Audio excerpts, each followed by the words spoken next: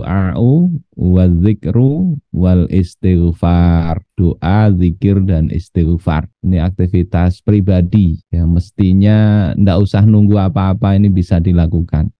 Tentang zikir ini ringkesnya nanti riwayatnya baru kita baca, bahwasanya doa itu adalah ibadah yang bisa wajib, nanti bisa sunnah, tergantung konteksnya. Yang kedua, doa ini mesti disertai dengan pemenuhan kita terhadap syariat Allah Subhanahu wa taala, memenuhi panggilan Allah, disertai dengan taat kepada Allah Subhanahu wa taala. Jadi bukan berdoa tetapi justru kita menyelisihi syariat Allah. Ini poin kedua yang dibahas di bab ini. Kemudian yang ketiga, tidak meninggalkan kaidah sababiyah. Ini kadang sering salah penerapan, ya berdoa saja tapi tidak mau berusaha. Nanti ini dibahas di sini. Kemudian harus yakin bahwasanya doa itu pasti dikabulkan Allah Ta'ala kalau memenuhi syarat-syaratnya. Kemudian ada waktu-waktu mustajab.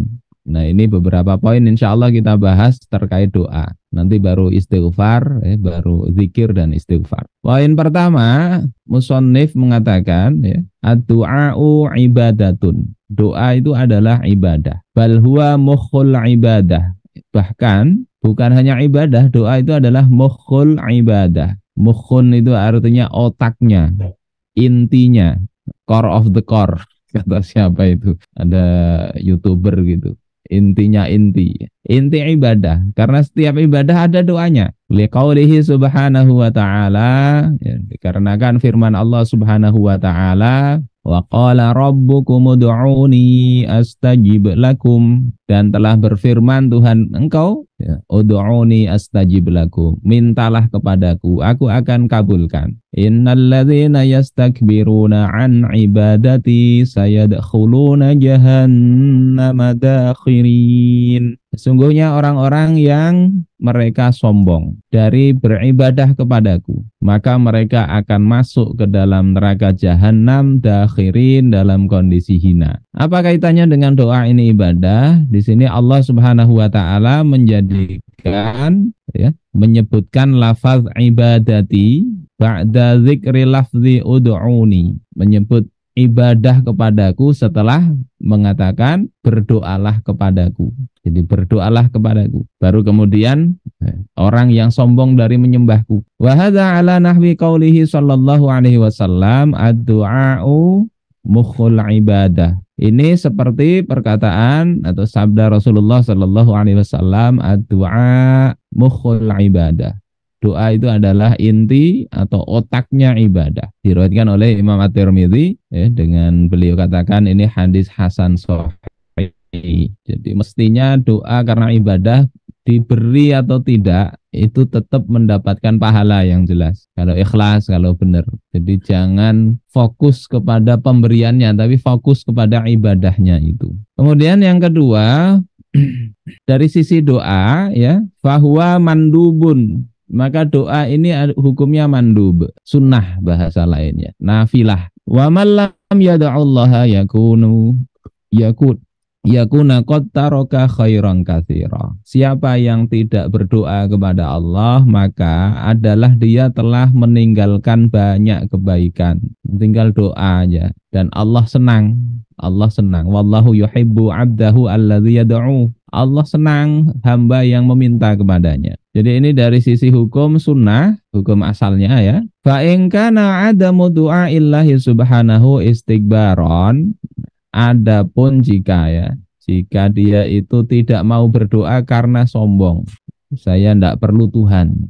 Saya tidak perlu bantuan Tuhan. Sombong begitu. Karena sahibuhu min jumlati man qala Allahu fihim. Maka orang seperti itu termasuk golongan orang yang Allah berfirman terkait mereka itu, sayadkhuluna jahannama dakhirin. Mereka akan memasuki jahannam, dakhirin adla shaghirin muhanin, dalam kondisi hina dina, kondisi yang rendah. Karena apa? Dia merasa sombong, tidak berdoa karena merasa sanggup sendiri. Wah, ini urusan kecil bagi saya, meremehkan begitu. Ini tidak baik gitu. Walaupun doa itu hukumnya sunnah. Karena itu kita dapati ada harian itu ada doanya, mau masuk WC, keluar WC, bangun tidur, mau tidur dan seterusnya ada. Itu artinya kita dalam keseharian 24 jam itu kita minta urusan kita ini ditolong oleh Allah Ta'ala.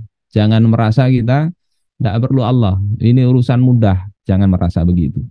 Nah ini tambahan dari kitab lain. Waqad yakunud du'a wajiban. Ada kalanya doa itu wajib. Jadi kalau tidak pernah berdoa berarti meninggalkan kewajiban. Seperti apa? Kaddu'ai alladzi tadammanathu suratul Fatihah athna as-shalah. Seperti doa yang dikandung oleh surat Al-Fatihah di dalam sholat. Iyyaka na'budu wa iyyaka nasta'in. Itu kan doa.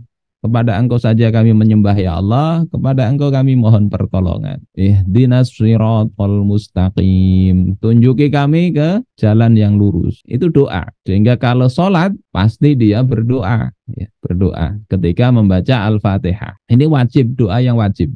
Wa kad doa'il warid fi sholatil jinazah.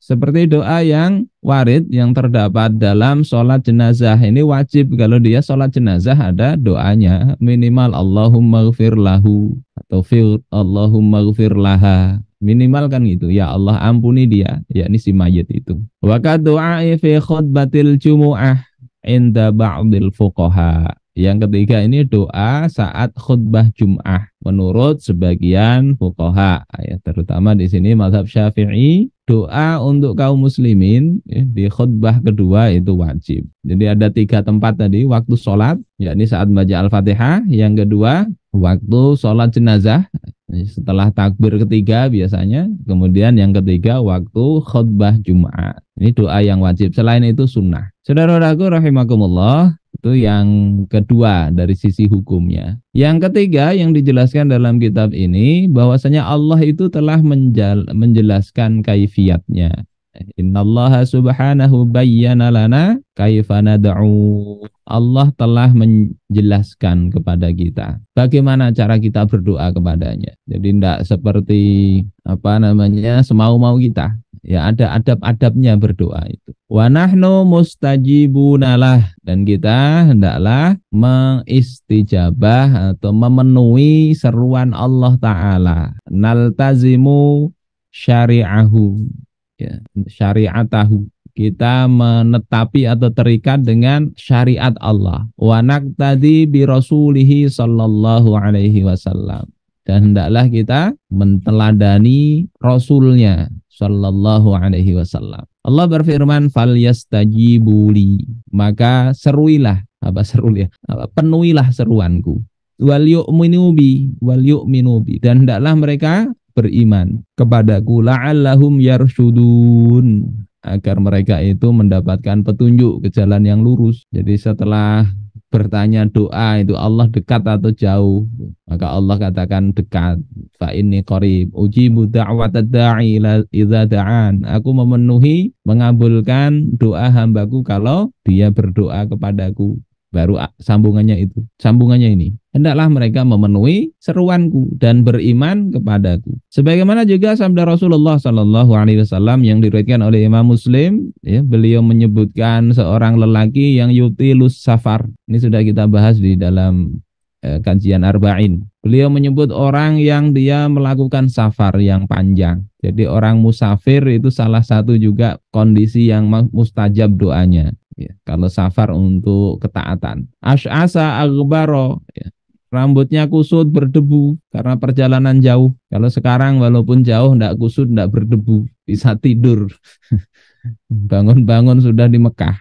Yamuddu yadaihi ilas sama, dia menengadahkan, ya, tangannya ke langit. Ini juga menjadi salah satu adab berdoa ini. Ngatong kalau kata orang Jawa. Kemudian mengatakan ya Rabbi wa mat'amuhu haram. Dia katakan wahai Tuhan, sementara makanannya haram, wa masyrabuhu haram, minumannya haram, wa malbasuhu haram, pakaiannya haram. Yakni hasil dari hal yang tidak benar dia lakukan. Wa ghudhiya bil haram, dia makan dengan yang haram. Fa anna yustajabu lidzalik. Lalu bagaimana dia akan diijabah doanya seperti itu? Ini menunjukkan bahwasanya doa itu akan dikabulkan. Ya ada ketentuan deh, syarat yang berlaku. Saudara-saudaraku sekalian rahimakumullah, ini hal paling penting dalam kaitan dengan doa ini, yakni ketaatan kepada Allah. Hendaklah kita penuhi seruan Allah Ta'ala. Kalau ternyata kita nggak taat dan dikasih, itu yakinlah itu istidraj. Allah nggak senang dengar doa kita ini, muyek ini, minta-minta terus, kasih aja sudah, nggak senang.